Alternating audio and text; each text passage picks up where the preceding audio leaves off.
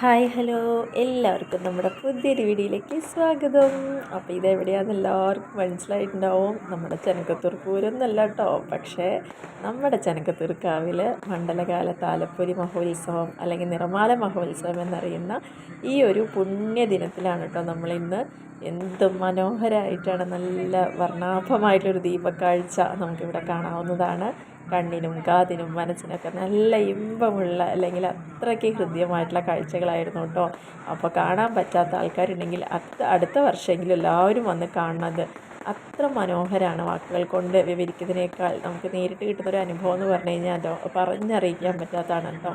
ഒന്നാമത് എപ്പോഴും വെളിച്ചം എന്ന് പറയുന്നത് എന്താ, നമ്മുടെ കണ്ണിലും കാതിലും മനസ്സിലും ഒക്കെ അത്രയ്ക്ക് മേൽ നല്ല അനുഭവങ്ങൾ തരുന്നതാണ്. അപ്പോൾ ഈ ഒരു ദീപക്കാഴ്ച ഇങ്ങനെ കാണാൻ പറ്റുക എന്ന് പറഞ്ഞു കഴിഞ്ഞാൽ അത് ഭയങ്കര ഒരു ഭാഗ്യമായിട്ടാണ് കണക്കാക്കുന്നത്.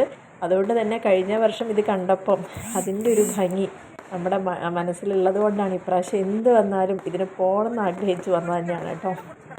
വന്നപ്പോൾ നമുക്ക് ഒട്ടും മിസ്സായില്ല. ഏകദേശം ഒരു 6:15 സമയത്തേക്ക് എത്തി. അപ്പോഴേക്കും ദീപം കൊളുത്തൽ കഴിഞ്ഞു. അപ്പോൾ ആ രണ്ട് ഭാഗങ്ങളിലും ദീപത്തിന് ശേഷം അവിടെ ഫ്രണ്ട് സൈഡിലൊക്കെ നമ്മുടെ പൂരപ്പറമ്പ് എന്ന് പറഞ്ഞാൽ ഇതൊക്കെ ഇല്ലാതെ എന്താ ആഘോഷം. നല്ല മടക്കി മടക്കി വെച്ചിട്ടുള്ള മുറുക്കും പൊരികളും ഹൽവകളും പലതരത്തിലുള്ള ബിസ്ക്കറ്റുകളും അതുപോലെ തന്നെ സേവും അങ്ങനെ കുറേ കാഴ്ചകൾ കേട്ടോ. അപ്പോൾ ഇത് റോഡിൻ്റെ ഏറ്റവും ഫ്രണ്ട് സൈഡാണേ. അപ്പോൾ ഇവിടെ ഇങ്ങനെ കുറേ കടകളുണ്ട്.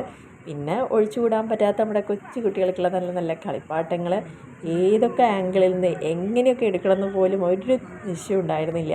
കാരണം അത്രയ്ക്ക് ഭംഗിയായിരുന്നു എന്ന് പറഞ്ഞു കഴിഞ്ഞാൽ അത് വല്ലാത്ത നമ്മളെ മനസ്സിന് അത്രയ്ക്ക് ആകർഷിച്ചിരുന്നു കേട്ടോ. അപ്പോൾ ഇങ്ങനെ പൂരപ്പറമ്പ് എന്ന് പറയാനില്ല എങ്കിലും നമുക്കത് ആ വാക്കാണ് ഏറ്റവും കൂടുതൽ പരിചിതമായതൊരു വാക്കെന്ന് പറയാം. എന്ത് ഭംഗിയുള്ള ദീപാലങ്കാരങ്ങളായിരുന്നു അറിയോ ഓരോ വർഷവും. അതായത് 4 തരത്തിലുള്ള വേഷങ്ങളാണ് ഉണ്ടായിരുന്നത്. ഇവിടെ നമ്മുടെ ഹനുമാൻ സ്വാമിയുടെ ഒരു വിഗ്രഹവും അതേപോലെ ഓം എന്ന് എഴുതിയിട്ടുള്ള ദീപാലങ്കാരം, പിന്നെ ആനയുടെ സൈസിൽ വരുന്ന ദീപങ്ങളുണ്ടായിരുന്നു. പിന്നെ അതേപോലെ മഹാവിഷ്ണുവിൻ്റെ പ്രതിഷ്ഠയും ഒപ്പം തന്നെ അതിൻ്റെ സൈഡിലും നല്ല ഭംഗിയായിട്ടുള്ള ദീപക്കാഴ്ചകളുണ്ടായിരുന്നു കേട്ടോ. അതിൻ്റെ ഏറ്റവും മുൾഭാഗത്താണ് ഇതിങ്ങനെ എഴുതി കാണിക്കുന്നത്. പിന്നെ അതേപോലെ തന്നെ കുറച്ച് അങ്ങോട്ട് നോക്കിക്കഴിഞ്ഞാൽ ഭദ്രകാളിയുടെ പ്രതിമയാണ് ഉണ്ടായിരുന്നത്.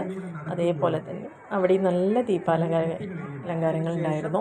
എല്ലാവരും തിരക്കിലാണ് കേട്ടോ, ഫോട്ടോ എടുക്കേണ്ട തിരക്ക്, അതേപോലെ തന്നെ കാഴ്ചകൾ കാണേണ്ട തിരക്ക്.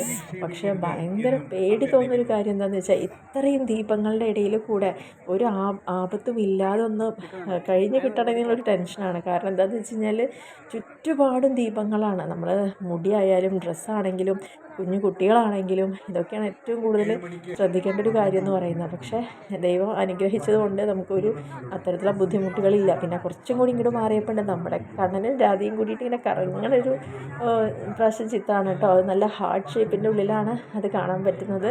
ഞാൻ പറഞ്ഞില്ല, എല്ലാവരും ഫോട്ടോ എടുക്കണ തിരക്കിലാണ്, വീഡിയോസ് എടുക്കണ തിരക്കിലാണ്. അവിടെ മൊത്തം ജനസാഗരമായിരുന്നു. ഇനി ഇത് കഴിഞ്ഞാൽ 7 മണിക്ക് നമ്മുടെ കൊച്ചിൻ ഫ്ലാഷിൻ്റെ അടിപൊളി ഒരു ഗാനമേളയും കൂടിയുണ്ട്. അപ്പോൾ അതും കൂടി കണ്ടിട്ട് കേട്ടോ ഞങ്ങളുടെ മടക്കുള്ളൂ. അപ്പോൾ എന്തായാലും വീഡിയോ ഫുള്ളായിട്ട് തന്നെ കാണാം. അപ്പോൾ ആ കാഴ്ചകൾ അതേപോലെ തന്നെ നിങ്ങളിലേക്ക് എത്തിക്കാൻ വേണ്ടി മാക്സിമം ശ്രമിച്ചിട്ടുണ്ട്. അപ്പോൾ നമ്മുടെ കാവിൻ്റെ പരിസരത്തുള്ള ആ ഭാഗത്തുള്ള വിളക്കുകളൊക്കെയാണ് കേട്ടോ. എന്തൊരു തിരക്കാണ്.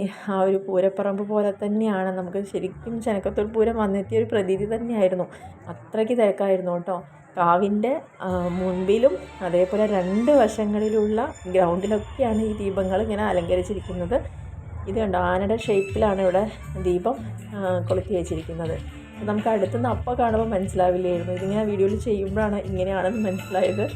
കാരണം ഒന്നാമത് തിരക്കാണ്, എടുക്കാനൊക്കെ ഉള്ളൊരു ബുദ്ധിമുട്ട് ആ സമയത്തുണ്ടായിരുന്നു. എങ്കിലും ആ തിരക്കിനൊന്നും വകവയ്ക്കാതെ, കാരണം ഇതൊക്കെ വീണ്ടും വീണ്ടും കാണുമ്പോൾ നമുക്ക് അതേ ഒരു ഫീലിംഗാണ് കിട്ടുക അല്ലേ.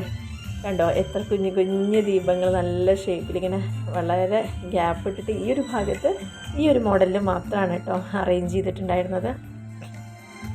ഇതിൻ്റെ തൊട്ടപ്പുറത്ത് ഈ കാണുന്നത് സ്റ്റേജാണ്. ഇവിടെയാണ് ഗാനമേള ഉള്ളത്. അപ്പോൾ അത് കഴിഞ്ഞ് കഴിഞ്ഞാൽ നമുക്ക് നേരെ അവിടെ പോകാനുണ്ട്. അപ്പോൾ പരമാവധി എല്ലാ കാര്യങ്ങളും ഉൾക്കൊള്ളിച്ചിട്ടുണ്ട് കേട്ടോ. അപ്പോൾ വീഡിയോ മറക്കാതെ തന്നെ കാണുക. അപ്പോൾ ഇങ്ങനെ നിൽക്കുമ്പോഴാണ് ഞാൻ ഒരു സെൽഫി എടുത്തതാണ് കേട്ടോ. ബാക്ക് സൈഡിലൊക്കെ ഇങ്ങനെ ദീപങ്ങളിങ്ങനെ പ്രകാശിച്ചിട്ട് കാണുമ്പോൾ നല്ല രസമല്ലേ. എവിടെ നിന്ന് എടുക്കണം എന്നറിയില്ല. അങ്ങനെ വരുമ്പോൾ നമ്മുടെ കുഞ്ഞു മക്കൾക്കുള്ള നല്ല ലൈറ്റിങ്സും കാര്യങ്ങളൊക്കെ കണ്ടു. അപ്പോൾ അതും ഒന്ന് ചെറുതായിട്ട് എടുത്താണ്. അതിനുശേഷം പിന്നെ എന്നുള്ള പോലെ തന്നെ പൂരപ്പറമ്പ് എന്ന് പറയുമ്പോൾ നമ്മുടെ ഉള്ളിൽ ഓടിയെത്തുന്ന നല്ല അടിപൊളിയായിട്ടുള്ള കമ്മലുകളുടെ ഒരു മേള തന്നെയായിരുന്നു കേട്ടോ അവിടെ. ഏത് സൈഡിലേക്ക് തിരിഞ്ഞാലും നല്ല അടിപൊളിയായിട്ടുള്ള കമ്മലുകൾ, ചെറുതും വലുതും പല വിലയിലുള്ള പല കളറിലുള്ള നല്ല ഭംഗിയുള്ള കമ്മലുകളുടെ കളക്ഷൻ ഉണ്ടായിരുന്നു. അതേപോലെ തന്നെ നമ്മൾ കുറച്ചും കൂടി മുന്നിലേക്ക് ഇങ്ങനെ പോകുമ്പോൾ പിന്നെ നമ്മൾ കാണുന്നത് സ്വീറ്റ് കോൺ എന്ന് പറഞ്ഞിട്ടൊരു ചേട്ടൻ ഇങ്ങനെ ഉറക്കെ വിളിച്ച് പറയുന്നുണ്ടായിരുന്നു. അപ്പോഴേക്കുമാണ് നമുക്കിങ്ങനെ പടക്കത്തിൻ്റെ അല്ലെങ്കിൽ ഫാൻസി ആയിരുന്നു ഉണ്ടായിരുന്നത്, ഫാൻസി ലൈറ്റിംഗ് ആയിരുന്നു ഉണ്ടായിരുന്നത് കേട്ടോ. അല്ലാതെ ശരിക്കുള്ള നല്ല ഗംഭീര വെടിക്കെട്ടെന്ന് പറയാനില്ല. എന്നിരുന്നാലും പരമാവധി പറ്റുന്ന പോലെയൊക്കെ എടുത്തിട്ടുണ്ട്. ചെറുതായിട്ട് ചെറപറാതെ പൊട്ടുന്ന അത്തരത്തിലുള്ളൊരു ഫാൻസി വെടിക്കെട്ടായിരുന്നു ഉണ്ടായിരുന്നത്. അപ്പോൾ ആ ഒരു കാഴ്ച കുറച്ച് നേരം ഒന്നിങ്ങനെ കണ്ടുകൊണ്ടിരുന്നു. ഇനി അതും കൂടി കഴിഞ്ഞിട്ട് വേണം നമുക്ക് ഗാനമേളയ്ക്ക് പോയി മുന്നിലിരിക്കാൻ വേണ്ടിയിട്ട്, അല്ലെങ്കിൽ ഭയങ്കര തിരക്കാവും. പിന്നെ ഒരുപാട് നേരം നിൽക്കുക എന്ന് പറഞ്ഞാൽ ബുദ്ധിമുട്ടാണ്. അപ്പോൾ കുറേ ചെയറുകളുണ്ട്, വേഗം അവിടെ സീറ്റ് പിടിക്കാൻ പറഞ്ഞിട്ട് ഏൽപ്പിച്ചിട്ടാണ് ഈ കലാമേളയ്ക്കൊക്കെ നടക്കുന്നത് കേട്ടോ. ചെറിയ രീതിയിൽ മാത്രമുള്ള വെടിക്കെട്ടാണ് ഉണ്ടായിരുന്നുള്ളൂ. ഒരുപാട് ദൂരെ ആയതുകൊണ്ട് തന്നെ നമുക്ക് അത്ര കണ്ട് ക്ലാരിറ്റിയിൽ കിട്ടിയിട്ടില്ല. ഇവിടെ കണ്ടോ ആളുകളുടെ തിരക്ക്, നമ്മളിത് കാണാനുള്ള ആളുകളുടെ തിരക്കാണ് കേട്ടോ. ഗാനമേളയുടെ സ്റ്റേജാണ് ഈ കാണുന്നത്. അവരതിനുള്ള മുൻകൂട്ടിയുള്ള കാര്യങ്ങളൊക്കെ ചെയ്തുകൊണ്ടിരിക്കുകയാണ്. അപ്പോഴേക്ക് തന്നെ കണ്ടോ ഇത്രയും ജനങ്ങളാണ് ഇവിടെ ഇരിക്കുന്നത്. കൂടാതെ ഇതിൻ്റെ ബാക്കിൽ ഇനി നമുക്ക് പറയില്ലേ എണ്ണിയാലൊടുക്കാത്ത അത്രയെന്ന് പറയാം, ജനസാഗരം എന്നോ ജനപ്രവാഹം എന്നോ എന്താണ് പേരിട്ട് വിളിക്കേണ്ടതെന്ന് അറിയില്ല. അത്രയ്ക്ക് ഭയങ്കര രസമായിരുന്നു കാണാൻ വേണ്ടിയിട്ട്. ഇനി ഇത് കഴിഞ്ഞ് കഴിഞ്ഞാൽ ഗാനമേള ഞാൻ പിന്നാലെ എപ്പിസോഡുകൾ ഇടുന്നുണ്ട് കേട്ടോ, എല്ലാവരും കാണണേ.